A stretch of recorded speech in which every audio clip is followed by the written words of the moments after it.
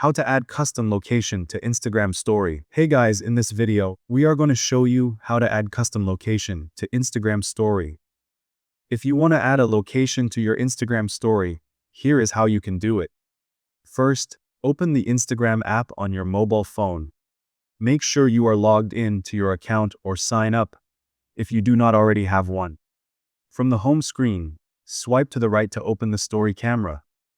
Here, you can either capture a new photo or video, or simply select one from your gallery.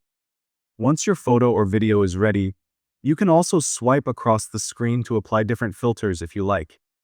Next, tap on the sticker icon at the top of the screen. A menu will pop up with different sticker options. From here, select the one that says location. Now, search for your desired location, tap on it, and it will appear as a sticker on your story. You can move it around, resize it, or adjust it to fit perfectly on your post. And that's it, you have successfully added a location to your Instagram story. Thank you guys so much for watching. I hope you got some value. See you in the next one.